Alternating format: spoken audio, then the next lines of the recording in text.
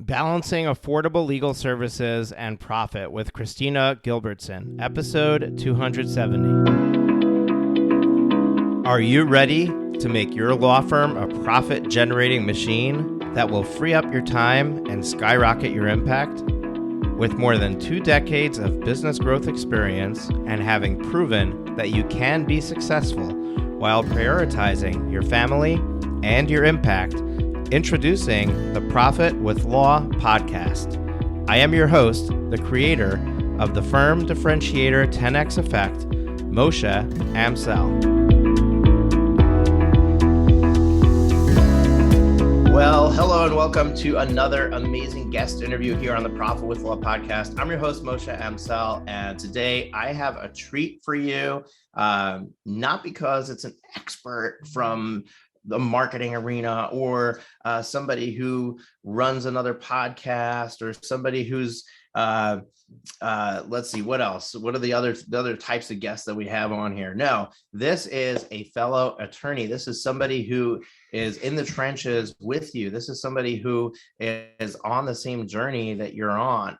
And I asked her to be here because she left a review on the podcast, which I encourage you all to do, by the way. And you can do that by going into iTunes and choosing to leave a review.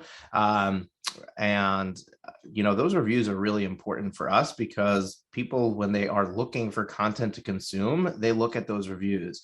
And if we don't have the right quantity or the right quality score, they're going to pass us up. And we would love to have them in our audience. We'd love to give them an opportunity to listen in to the great content that we provide.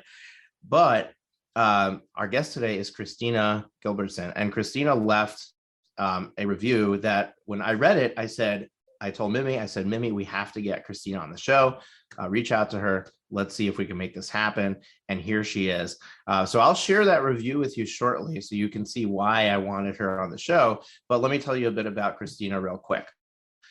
Christina is a recovering litigator who left the big firm life a few years ago to do things a bit differently and to make a bigger difference for the small business clients that she serves.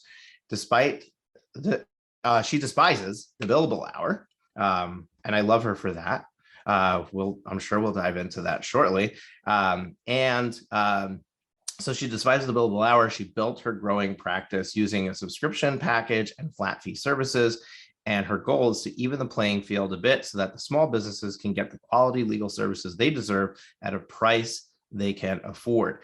And I love this intro she shared, I can't wait to dive into it with her, because I want to differentiate between making it affordable for the clients while you can still be profitable as the attorney, as the law firm, right? Sometimes we think that when I make something affordable for clients, I'm doing that at my own at my own cost, right? So, I don't do pro bono because my time is worth more than that, right? But yet we have attorneys who are billing by the hour who are constantly shaving time off of how much time they spent. They're shaving dollars off an invoice. They end up getting paid a lot less for their time than they should be. And Christina has figured out how to run a profitable law firm using a flat fee model that is going to essentially help her clients get legal services for a significant discount to what it would have cost them otherwise, or at least for a way for them to know what they're getting into before they start. So I can't wait to jump into this conversation with her. Without any further ado, I'd like to bring Christina on. Christina, welcome to the show. Thanks for having me, Moshe. It is my absolute pleasure, and I appreciate you being here. We start this really easy at the beginning. People don't know who you are. They want to get to know you. I gave you a little bit of an intro, but why don't you fill in the gaps? Why don't you tell us a little bit about yourself, maybe how you ended up an attorney, maybe how you ended up owning your own law firm or choosing the niche that you chose. Just give us some of those backstrokes so that we can get an idea of, what your life is all about. Yeah, of course. So I'm one of those people that, in elementary school, your teacher goes around the room and asks, what do you want to be when you grow up? And most people are saying, I want to be a police officer or a superstar, or in my day, I want to be Michael Jordan, dating myself a little bit. I stood up and said that I wanted to be an attorney. I didn't know what an attorney was. There's no attorneys in my in my family. I don't know if I had watched an episode of Law and Order the night before, or what happened, but I said that, and the teacher was kind of impressed by it. And that was just kind of my personality. It's like, oh, I got a good reaction. And so for some reason it just stuck, and I enjoy writing and reading and doing all of the things that it requires to be a lawyer. So fast forward, and here I am, and got my start, as you said. I was a trial attorney for a nationwide law firm, and just kind of got disillusioned and disenfranchised from it a little bit. It wasn't the same. I was with that firm for about 11 years. It was a great firm, but it just changed. I started feeling like I was just a number in the firm, and it was frustrating. So I never had an inkling or a desire to be a business owner. I liked things like a steady paycheck and all the benefits that came with having a firm backing me, but fast forward, here I am. I made that leap I was supported by a friend of mine who just kind of pushed me in this direction. And I've been out on my own now for about 3.5 years, and it's been amazing. It's been very different. The stressors are very different from when I was in the big firm, but it's such a more rewarding experience where I'm at now. And I get to work with the clients I want to work with. I get to do the kind of law that I want to practice. And it has transformed my life. I can't say enough good things about it. And it's funny looking back with the adversity. Like, I was so adverse to any kind of risk, and I was convinced I was going to fall on my face, just because it was such a foreign feeling to me, but I didn't. And I've surprised myself. And I think that that's been the most transformative part of it, is that, the fake it till you make it for a little bit. Eventually, if you stick to it and you believe, you actually can make it. So that's kind of my story of where I'm at now. That's awesome and incredible. And 3.5 years into the journey, I mean, some people think that, oh, I'm start a law firm, and by the end of year one, I'm a success. I'm a success story. And then there are people who have been doing this for 6, 7, 8 years, and they're wondering, like, when does that success happen? If you look at the sample set of the attorneys out there, the law firms out there, achieving a level of success 3 years in is huge. It's a big accomplishment.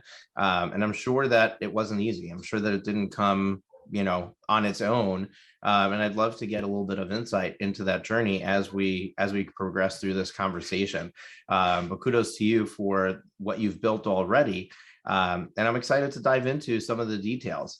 But before that, our audience is like sitting on the edge of their seat, wondering, like, what was in this review that Moshe, wanted her on the show. And it's not a long review, but it's what you said in it that I said, you know what, I really think that people should hear this, because there's probably a lot of people out there who maybe they're just tuning into the podcast, or maybe they've been listening for a while, and they listen to the lessons, but they don't necessarily execute on them. And that's the key, right? The key is to take action. The key is to do something about it. So this is what you wrote, and I can't see the whole title here. A must listen for growing law firm, and I assume it says owners. I don't know what it says after that. But then you wrote, I don't know how he does it, but Moshe always seems to know exactly what I need to hear. I stumbled upon him several months ago, and by listening to him and implementing, I don't know how he does it, but Moshe always seems to know exactly what I need to hear. I stumbled upon him several months ago, and by listening to him and implementing a number of things he's recommended, my solo firm is thriving. He breaks things down to make it easy to identify things I'd never even considered. Thanks, Moshe. So first of all, thank you for writing that review, and also for giving me a ton of credit where probably the credit is on you, right? Because I might throw some ideas out there. I might get you thinking, but you have to turn that into something that you can take and run with. But I'd like to start there and ask you, like, what is it, one or two examples of something that you heard on the podcast? You said, wow, I need to do that, or I need to implement that. And when you did it, it actually created a result for you. Yeah, I mean, there's a lot of them. I know one of them, you have to give yourself the credit that putting the ideas out there is huge, because I mean, as business owners like myself, I mean, we're so ingrained in the day-to-day running of our businesses that kind of taking that step back and being able to look at things from an outside perspective is a luxury that a lot of us don't have, or we're just not trained to recognize when we do have those. At least myself, that's my story. And so you've touched on a lot of different topics. Consistency is huge.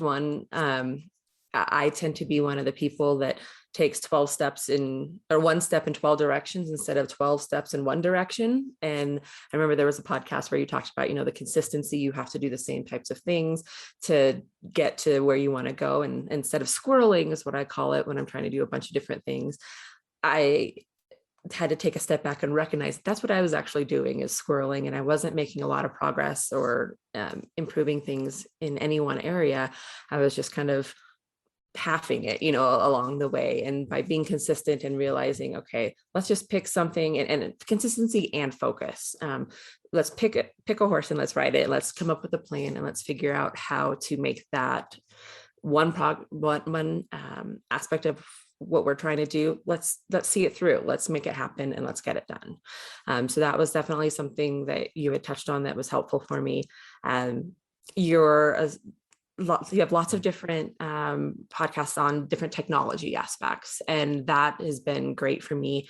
You introduced me to some things that I just wasn't aware existed. I'm trying to think of something specific now, and of course I'm blanking, but I am a true solo. I have a virtual assistant who works very few hours for me, so I still consider myself to be a true solo.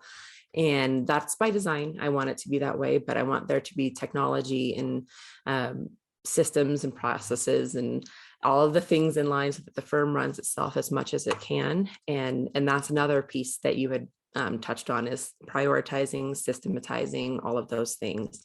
And it's funny, like I said, you always, whenever you release the new podcast, for whatever reason, it fits exactly whatever's in the back of my head. So I don't know how you do that, but it's been great. And you also pepper in there some kind of the personal things to consider. Like I remember there was one podcast, I think it was Live Today Like It's Your Last or something like that. And it hit me in a way that I was like, I got to slow down and I got to realize, yes, I have to do a lot with the business, but it's not everything. I've got 2 boys that are 8 and 10, and I don't want to be the mom who's just constantly in front of the computer, constantly working. I want to do this for them. I'm doing all of this for them. And I had felt really kind of disconnected with my kids, around the time that podcast came out. And so it was just another eye opener of, this isn't what I'm trying to build. This isn't the life that I want to build. I need to take a step back and I need to figure out a way to have the firm support my life, not my life just be completely centered around the firm. And so I love that you jump into those, non-business specific things as well. And that those happen every now and then. And I think that it creates a really good balance for us, because I mean, life isn't all business all the time. And you definitely recognize that. I know that that's how you run your life, and it's important to you. And I just feel that there's the way that you approach life in your business is kind of something that that makes a lot of sense to me. And I don't know if emulate is the right word, but it's something that I appreciate, and I admire you for the way that you do it. And you share that partly through the podcast and partly through other ways that we're working together. But it's something that I strive to be more like, and just makes me more conscious of what I'm doing in my life. Yeah, and I love that you brought up these specific points, but we'll start with the last one first. I wish I can pull up that episode real quick, which maybe I could. I should have been looking while you were talking instead of now while I'm talking, but I'll find it. I'll reference it. If not, my team will, and we'll link it up in the show notes. But I will tell you that in the seat that I sit in, where I help guide law firm owners in the growth of their practice, probably 9 times out of 10, the biggest challenge that they have is how much time they're investing in their firm, and how much they want it, how important it is for their firm to be something that they can be an example to their kids of what success looks like and how life should be lived. And when you look at that picture and you say, like, really take a step back and say, like, why did I start my law firm? Like, what was the purpose that I started my law firm? And not everybody has kids, but a lot of people do. And probably one of the primary reasons you did was so that you can be your own boss. You can make your own decisions so that you could spend time with your family. And yet you're working 70, 80 hours a week in the firm. And even when you're with your family, you're on your phone or on your computer, you're bringing work home with you. Like, even if it's your office is downstairs and you're upstairs, and now all of a sudden, work came into the living room kind of thing. And I've been guilty of this as well. But the reality is that when we look at the picture from an outside perspective, like if we just take a bird's eye view and, maybe like a mind out of body experience and take a look at what you're doing in practice, you're doing the opposite of what you wanted, right? You're not being a good example for your kids. You're not spending quality time with them. What do you think they're going to remember when they grow up? Like, oh, I need to make sure that I choose a career where I am not working as hard as my parent did. I need to make sure that when I am home with my kids, I'm spending every minute with them and I'm not bringing work home. And that might set them up on a different path than the one that you're trying to demonstrate to them is a great path, right? So you want to be an example to them, but you're doing the polar opposite. And what's interesting is that the other piece that you pulled out, the consistency, is kind of part of the solution to the problem, right? So if you choose to set up boundaries and realize that, hey, my priority is here, like this is my life over here is my priority, and the business is just a vehicle to get there, and now I consistently live by that, that is what fuels the growth of the firm. And people think it's the other way around, like, oh, I'm going to work 80 hours today, and then tomorrow I'll be able to work 40 hours. But the reality is that when you work 40 hours today or 40 hours is too much, by the way. It shouldn't be 40 hours. It should be 25 hours, right? Who made up 40 hours? Which moron decided 40 hours was a good amount of time to work every week? We should be working a lot less than that. So if we work 25 hours, it forces us to figure out how to get the firm to be as productive as we need it to be in 25 hours. And it almost works the opposite of, oh, if I just keep adding more time, I'm going to solve my problem. No, figure out how to solve your problem without adding more time. That's the challenge. That's the trick. That is what's going to fuel the growth of your firm, because it's going to cause you to hire somebody faster. It's going to cause you to raise your prices faster. It's going to cause you to create systems faster. All those things are going to happen as a byproduct of you sticking to your boundaries. So I love how these episodes that you brought up came together, because they feed off of each other, right? Living your life is the key, and taking consistent action and being consistent in your efforts is what's going to allow that to happen, or it creates the before and the after for it. So pretty incredible. Now I want to dive into some of the specifics for with how you run your firm, because there's a few different things that you are practicing, whether you realize you're practicing them or not. And they're very important, near and dear to me, in what I tell other lawyers. Like, look, if you want the key to success, do this. One of them is choosing a niche, right? There's a specific target market that I'm going to work with and a specific way that I'm going to serve them. And I'm not going to do all these other things. Talk to me about what are the practice areas that you serve, and have you pulled back on any practice area because of that messaging? Yeah, absolutely. So my primary focus area is, and through my subscription practice enables us to be, it just kind of works well together, is serving as outside general counsel to small businesses, and specifically looking at small businesses. Some might even call them micro businesses. I'm talking, some of them are solopreneurs that just need that extra guidance. I think my largest client right now has maybe 30 employees, something like that. So I really am working with the smaller people or the smaller businesses. Because I found, in the prior life, I was working for the giant companies across the country, and I was just kind of a local mouthpiece for them, and they didn't really want to listen to what my recommendations were. They didn't really value what I had to say, but every now and then when I'd work with a smaller business, I could tell that I was actually making a difference, and it was something that I was telling them things that I thought was maybe more common knowledge, but things that they hadn't thought of before, just because they hadn't been exposed to that. And that's usually because they're kind of price pointed out of quality legal services. And so they're left to kind of do it all themselves. And so that has been my focus for the last 3 years, is helping them, whether it's from start to finish, forming the business, selling the business, working on things to improve. They're working with employees, contracts, kind of across the board, trademarks, all of the things, I guess. But just helping them to protect what they're working so hard to build.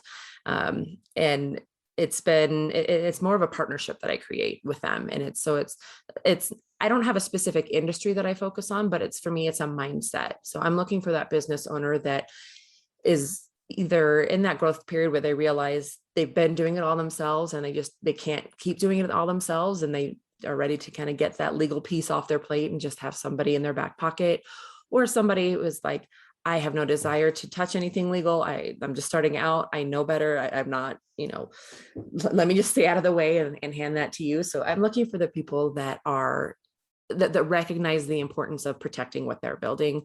And it's funny because not all business owners have that mindset. A lot of them are like, I don't want to talk to my attorney ever, like talking to my attorney is a bad thing. That's not how my clients and I interact. I mean, we have a true partnership. My clients, most of my subscription clients, they're long-term. I'm talking for the whole time I've been in practice or in business. I've had some that have been with me from day one almost. And it really is a partnership. I understand them. I understand their business. I understand their pain points.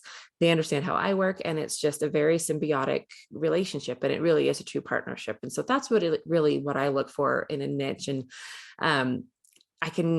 you can kind of tell if somebody's going to be a good fit fairly early on in that, discovery process.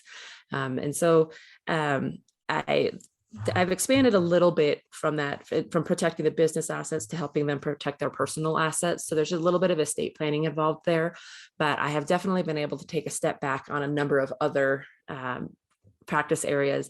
I am trying to stay away from litigation as much as possible. I still have a couple of clients that are tying up some loose ends there, but that's just not what I want to be doing. And the subscription practice and the flat fees that I'm doing otherwise has helped me just take a step back from that. I don't do a lot of person-to-person conflict. That's the year one was take anything that walks by the door, right? Because when I left the big firm, I didn't take any clients with me. I started literally from scratch. And so I didn't have that luxury. And I would say it was probably about 9 months in that I was finally able to, I fired a client. I was like, this is just not worth it to me. And that was kind of like the first of, I have a little bit of breathing room. I didn't have to just keep drudging along with this client that was just a terrible fit and a lot of work and not a lot of reward for it. And so it's been a journey and things have changed, but now I'm at that point where I really can sift through the potential clients and really pinpoint and choose the ones that I think are going to be the best fits for me. And that's been great. I don't know how else to explain it, but I think every attorney has had a client here or there that they really regret taking on or are kicking themselves for saying yes. And it happens to all of us. It still happens to me every now and then, but it's definitely not the usual anymore. So it's been a good experience so far. And it's interesting because, we're going to talk about your business model with your subscription pricing, your flat fee pricing. And one of the biggest pushbacks that I get from people when we talk about these alternative fee arrangements is, well, what if it doesn't work? Like, what if I have somebody who just is a leech and they just keep needing my time and I didn't factor in for that? And you bring up a really good point, which is you can get rid of a client. You don't have to keep them. So, if by and large the system is working and it's broken because of one person, say goodbye. You just stop taking their money, and then you stop giving them your time, and you're done, and you part ways. Absolutely. And you let them go and get served by somebody else who's a better fit for them, and you continue marching on forward with your business. So a great book to read if you want to really understand how bad it can be when you have the wrong fit clients and how to clean it up, and a real process you can use. That book is The Pumpkin Plan by one of my favorite authors, Mike Michalowicz, also the author of Profit First. You all know I'm a big fan of that. But one of his early books called The Pumpkin Plan, which is written with his cheesy sense of humor. But the ultimate takeaway of that book is, this idea that a small subset of your clients are going to create the most of your profit. And if you continue to cut the fat, if you continue to get rid of the clients that are needy, the clients that are not serving you well, you can continue to elevate your business because it makes room for more of these really good clients. And that's the thing that we miss is we want to be in business. So we're like, oh, well, I'm going to take every client I can get. But what you don't realize is that there's only so much time in the day. There's only so many people you can serve. Now, ultimately, you can grow your firm, you can bring on more staff, but there's only so many people they can serve, right? And if you allow that time to be taken up by everybody, you're going to have a certain ceiling that you can earn. But if you continue to evolve and to eliminate these terrible clients and keep the good ones, what's going to happen is that your profit margin will continue to go up, because you won't have collection issues. You won't have issues with somebody not maintaining to boundaries, and you'll be able to have more consistent results because of the time that you have available and the time that you need to spend per client, because you've got all of these really good clients. And if you don't cut those bad clients, then you have to say no to a potential good client because you don't have capacity for another. So it's almost like I'm getting rid of something bad to make capacity for something good. So it's really important to see it, to understand that that's how it works, and to see it that way as you're growing your firm, as you're growing your business. So let's dive into your structure. You have both the subscription model and a flat fee arrangement. First of all, you said you started with this on day one. So I'm curious to know, like, did you see it somewhere? How did the idea come to you? And how in the world did you figure out how to structure it so that it works for you? I definitely did not have the idea. Kim Bennett is kind of like you. I stumbled upon her. I can't even remember how I came upon her, but she has had a subscription model in her practice for, I don't know, well over a decade now. And when I started out my firm in 2018, she was launching kind of a program where she was teaching other attorneys the subscription model way. Because subscriptions, I mean, people think legal subscription, they think LegalZoom or Legal Shield or something like that. And that's not what my firm is. That's not what a true legal subscription is.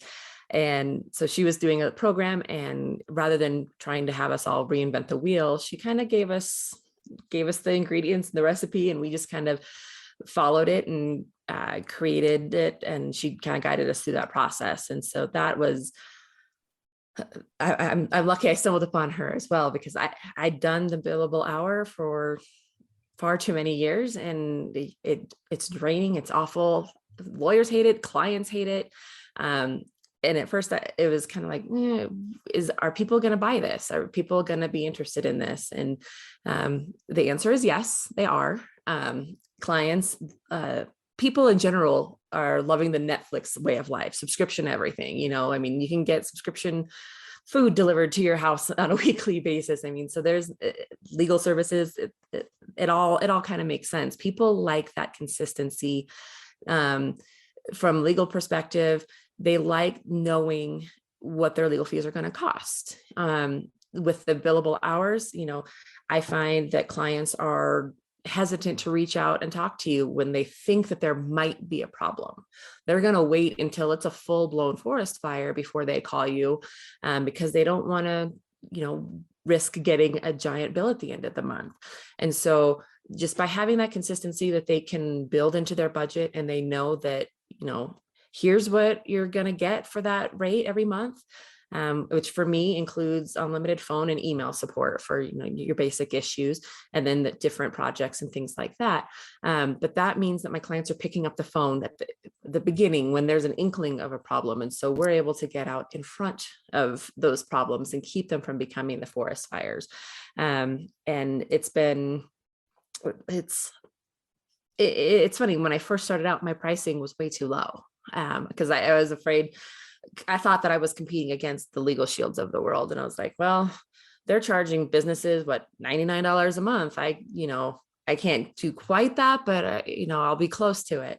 And I didn't have a ton of biters. I mean, I had a few, but at this point I've now almost tripled my pricing from when I started for my baseline. And I have more people that are more interested and more clients at this point than I did before, because I think that I was undervaluing my services, which in turn led the potential clients to think, well, if that's all she's charging, she must not be very good at what she does. And so that's been a right. huge I'm not going to really get what she's saying I'm going to get. Right. Exactly. Yes. Yeah.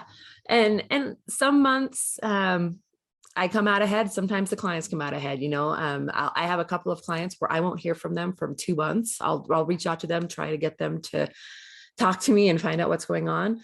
And they're just stereo silent. And then in month 3, they've got like 5 things that they need to do. And so, I'm a victim of scope creep. I allow people to do a little bit more than they necessarily should on any given month sometimes.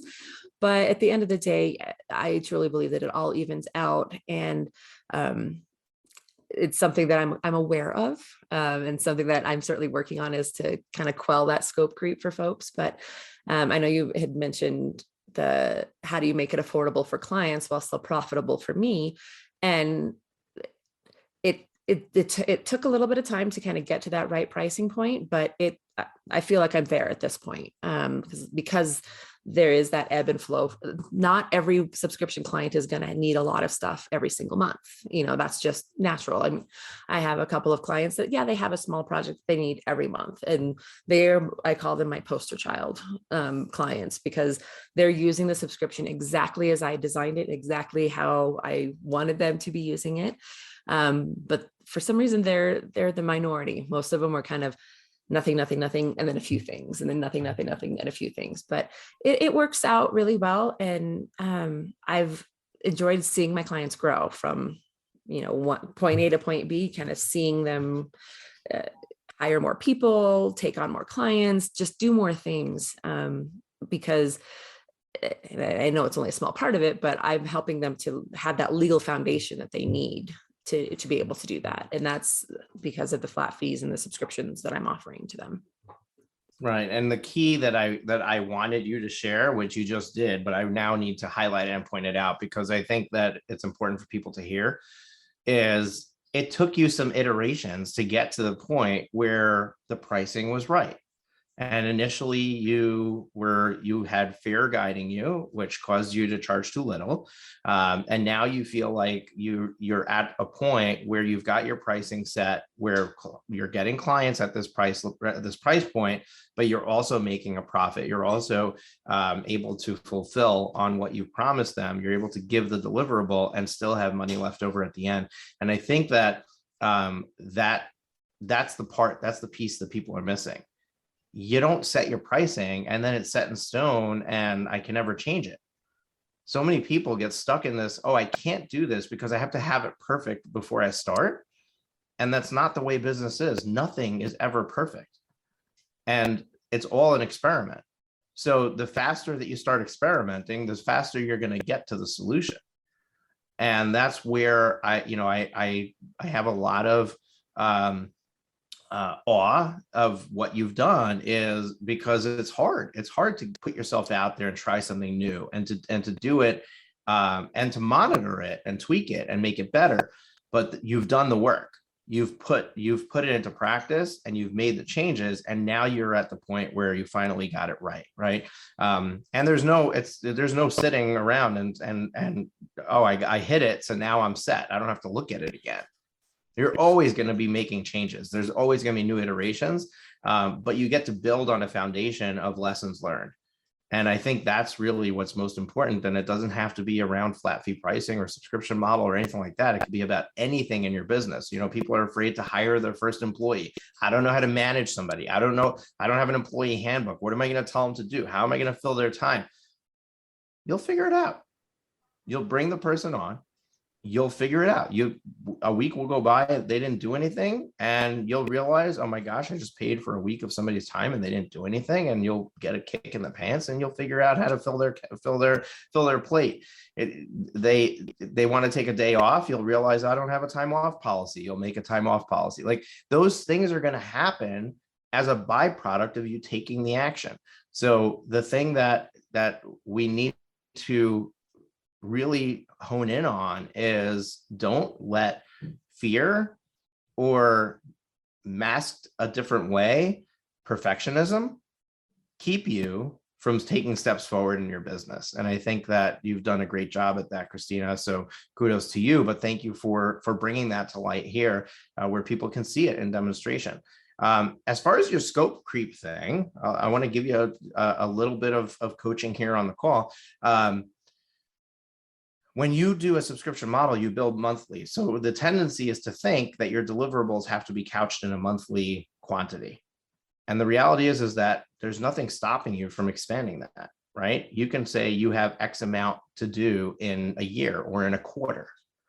And you don't want to make it too big, because you don't want to owe somebody all these services. And then in month 12, they're going to come back and say, oh, I need all these things done. And now you've got 1 month to do it. So I get that. But instead of monthly, maybe make it quarterly. And this way, you don't have to feel guilty that in month number 3, they're trying to use the stuff from month 2 and month 1. They have 90 days to use it, right? So that's just one thing that you can do. The other thing you can do is realize that even though they're in a subscription and they're paying monthly, they're paying for access to you. They don't necessarily have to get everything for that. So there could be deliverables that they get, and then there could be deliverables that you charge more for, and maybe they're getting a discount for those because they're a subscription client. But your clients will, they will be impressed by you more. They will think more highly of you if you stick to your guns. If you allow them to break those boundaries, what's going to happen is it's almost like a child, right? If you tell your child bedtime's at 8 o'clock and then you let them stay up till 8:15, good luck getting them to bed at 8 o'clock, right? Because now there's you've deviated from it. So now you need to live by that deviation. And that clients are the same way. They'll grasp onto this, anything that you do that violates that boundary, they're going to jump on that, and they're going to start saying, oh, well, if I could do this, I can also do this. I can also do this. So all of a sudden they're calling you in the middle of the night. They're texting you on the weekend. They're asking for 3 things when they're entitled to 1, and you don't know when to put your foot down. So boundaries are really, really important, and don't let the fear of what they might say stop you from putting your foot down on the boundary. Because what's the worst that can happen? Again, when we look at fear, we always want to look at what's the worst that can happen. The worst that can happen is they're going to turn around and say, I don't get it. I just paid for 3 months and you can't do this thing for me. And then you have an opportunity to re-explain the relationship. You also have an opportunity at that point to make an exception, but at that point, you've already said no, you've stuck to the boundary. And now if you make an exception, it's not you being weak, it's you listening to them and then hearing what they have to say. They have a good point, and you can now re-clarify for them and make an exception this time. And now you can stick to your boundaries better the next time. So sticking to those boundaries is really important to be able to be successful long term. So I love that you brought that up. We're almost out of time. And I wanted the opportunity to just highlight, because you're a member of our elite lawyer coaching program. So I have a group coaching program I run, and we call it the Elite Lawyer Group. And you're in that group. I would like to know if there's something that you can share about the impact of being a part of that has had in your business, that our listeners who maybe they're a few steps behind you, maybe they're at the same place you're at, but they want to take the next step forward. Maybe they're even beyond where you're at, but they're struggling with something. I think that our elite program is really a one size fits all. Like anybody can join that and gain from it. And I'd like to know from your experience, what has been a positive impact that you've had from being a member in that group? Yeah, I agree. It's a one size fits all. I mean, the folks that we have in the group right now, I mean, we come from all different practice areas, different practice sizes, different lengths of time being lawyers, and we all walk away with a lot from the group. For me, it's been good to have the accountability and the ability to bounce ideas off of other people. And again, it's just like a deeper dive into attacking a specific issue. Again, it can, for me and solo practitioners like myself, it can be lonely, and it's when you're confronted with an issue, it can be difficult to take a step back and really see it for what it is. I mean, I know there's been a number of times where I think it's this big thing, and I bring the issue to the group, and you're like, no, it's not that big of a deal. Let's just take a step back. Like, here, let's address the issues. Let's plan it out and let's see what happens. And that has been phenomenal for me, because I mean, coming from the big firm, I had accountability both in terms of the people whose name were on the wall and accountability to the attorneys that I was supervising and trying to help them grow as attorneys. And when I went out on my own, I didn't have that anymore. I missed that sort of camaraderie and that real talk, I guess is another way to put it. But through the program, I love our quarterly planning sessions. I feel like when I started my business, I knew how to be a lawyer, but I had no idea what it meant to run a business. And for the first couple of years, it was a steep learning curve, and I was figuring things out as I went. And we've been working together now. I think I did the law firm growth summit, I think in February or something around there, and then did the 90-day and now into Elite. And the growth that I've seen in my firm and the efficiencies and just the transformation I've seen in my firm during those few months that we've been working together has been eye-opening.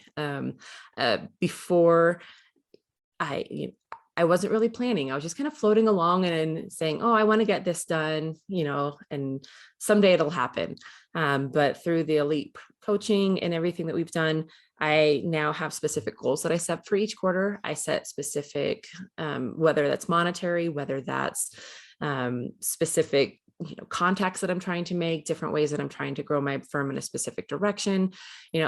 Instead of it just being a kind of bouncing along and someday I'll get to it, I now have a specific plan that I've put in motion. And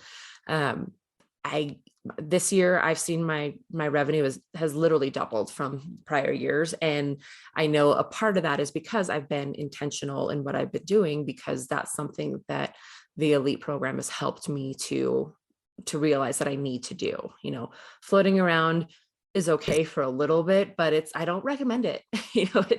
I can't remember if it was you or where I read it, but if I were to drive, I'm in Denver. If I was going to drive to New York City, I'd probably want a map to figure out how I was going to get there, instead of just trying to wing it and just kind of generally drive in a northeasterly direction. And the elite program has helped me not only create the map, but figure out what my destination is going to be. Because I always figured, planning, it's just so amorphous, like so many things can go sideways. What's the point of even planning? Because I did try to plan in 2020 and we all know how that turned out. So it kind of turned me off on the idea of planning initially, but then I came back, in 2021 working with you, and I set those goals.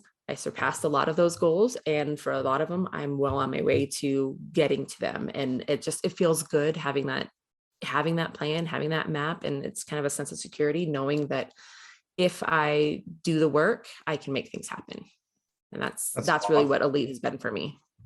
That's awesome. And I love it. And yes, I do share the GPS example, the map example. I shared it on stage at the Law Firm Growth Summit when I pitched the 90-day program, but I share it all the time. It's a very good way for people to recognize and understand how important it is. But I saw a quote from Mike Morse that Mimi published in our book club. So we have a free book club for lawyers. And we'll link it up in the show notes. I think it's profitwithlaw.com/book club. And you can join there. And they're currently reading Mike Morse's book called Fireproof. And the quote, I don't remember the exact words, but it was something like, a plan without execution is just dreaming, or something like that. And I think it's really important to plan, but I think it's also equally as important to be able to execute on the plan. And I think that's really the missing ingredient. Like, anybody can create a plan, but then it goes in a drawer. What do we do with it, right? But when you have an accountability environment, when you have an environment where we do quarterly planning, where you can tweak your plan, you can adjust it, you can, and we're checking in on whether or not you've done the things that you were going to do, and helping you get back on track, because sometimes we get off track for emotional reasons, for reasons that we need to have somebody help us uncover so we can get back on track. Having that support is really, really important. And folks, if anybody here listening to this is interested in learning more about the program, the best way you can do that is to experience a free coaching session with one of our coaches. And you can sign up for that at profitwithlaw.com/free coaching, profitwithlaw.com/free coaching. We limit the number of calls that we make available for free every month. So you want to make sure that you grab that before it's too late. But when you look at the calendar, it's possible that there may be nothing available. Don't think you got to the wrong place. It's just that we don't provide an unlimited number of calls each month. We're going to wrap it up. I really appreciate you being here, Christina. One thing I did say I was going to go circle back to is the episode that you were referring to. And I'm not sure if this is the one, because there's actually a few episodes where I talk about the concept of living today and not trying to like prepare today to live potentially tomorrow. But I recorded an episode called Living Your Legacy Today Instead of Someday. And it's episode 197. In it, I share the story about a fire that I responded to as a paramedic, and somebody had lost their life. And I went into this whole idea of, you don't know when your time's going to come, and, forgetting what's important in life today, so that maybe you can have it tomorrow is not necessarily a good plan.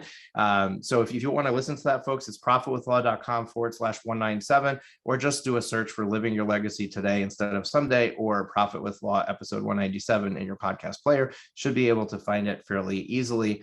And I don't know if that was the episode, but that's one that you can listen to that'll have the same message.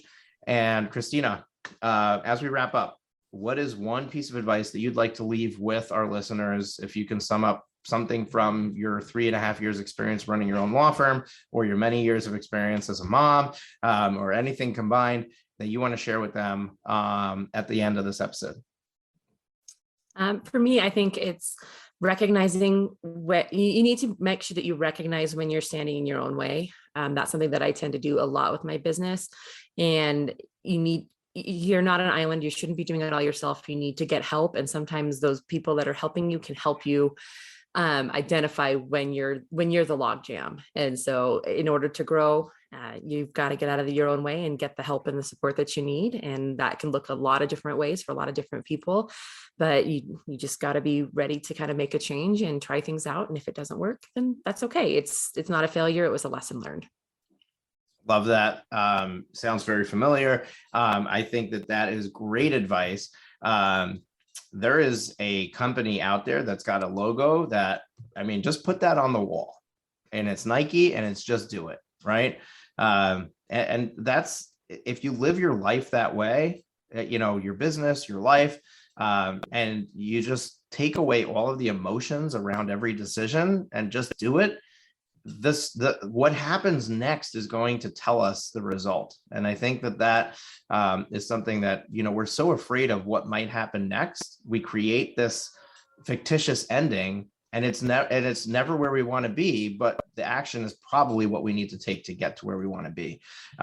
So just go out there and do it. Love it. All right, Christina, if somebody wants to get in touch with you, they want to send you a client, they want to ask you more questions about what you're doing in your law firm, how would they get in touch with you? Sure. They can send me an email at Christina@GilbertsonLawOffice.com. And that is Christina with the CH. Awesome. Folks, we'll link that up in the show notes as well. It should be in your description below your podcast player, or at least a link to the show notes page should be there. We also always link it as the episode number. So it's profitwithlaw.com/the episode number. I don't know what episode number this is as we're recording it, but it will be there at that episode number. So this was a great conversation. I really appreciate your time, Christina. Thank you so much for coming on here and sharing. Folks, I hope that there was a ton of takeaways here from her journey that you can now look at your own life, your own business, and say, hey, am I doing something that I could be doing differently? Can I truncate some steps? Can I do something faster? Maybe I need some coaching. Maybe I need some technology tools. Maybe I need to go back in the archives of this podcast and listen to some more episodes. Whatever it is for you, I hope that this episode inspires you to take some action in your business to move it forward, because at the end of the day, we're not just trying to bring clients to the door and make some money and bring in some revenue, but we want to make some profit. We want to be able to feed our families, live our life, whatever it is. The business and the money is a vehicle to do that, but you need to give it a chance to do that. And I think that there's a ton of information that you just learned that you can take with and run with. And like we just said, just do it. Just go and execute on it. So folks, tune in. We're here every week, twice a week, every Tuesday and Thursday. Tuesdays are typically solo episodes for me. I know I had a hiatus of replays for you because of personal stuff that was going on. And at the time that this is released, I'm sure I will have already released an episode talking about that. But we typically are here Tuesday and Thursdays, Thursdays being the guest interview episode, and we love to bring you new experiences with those, and this has been an amazing one. So thank you again, Christina. We'll see you all next week. Take care. Thank you for tuning into the Profit with Law podcast. Your feedback is extremely valuable to us, as well as helping us reach more people with this valuable content. Please leave us a rating and review in your favorite podcast directory. Join us again next time when we are back with even more strategies to profit with law.